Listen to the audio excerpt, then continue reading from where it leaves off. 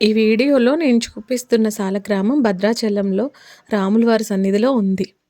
భద్రాచలం రాములవారి గుడికి నడిచి వెళ్ళేంత దూరంలో మాత్రమే ఉంది. ఇక్కడ ప్రత్యేకత ఏంటి అంటే, మనం ఒక ముడుపు కట్టి స్వామివారి దగ్గర కోరిక కోరుకుంటే నెరవేరుతుంది అని చెప్పి ఈ మధ్యనైతే ఇన్‌స్టాగ్రామ్‌లో బాగా ఫేమస్ అయిపోయింది.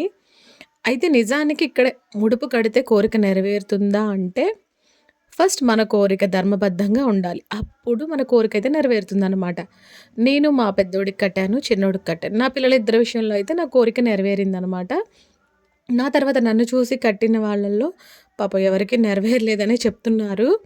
ఇంకా అలాగా ఏమో ఇంకా స్వామి సంకల్పం ఎలా ఉంటే అలా నెరవేరుతుంది గాబట్టి, మన కోరికలో ధర్మబద్ధంగా ఉంటే ఆ కోరిక ఖచ్చితంగా తీరుతుంది.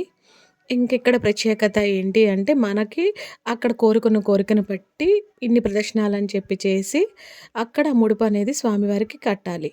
ఇంకిక్కడ ప్రత్యేకత ఏంటి, ప్రదక్షిణాలు చేసినంత సేపు కూడా మనం స్వామితో పాటు గోవులకు కూడా చేస్తున్నాం. అందుకే గోవింద కల్పవృక్ష నారసింహస్వామి సాలగ్రామం అనమాట.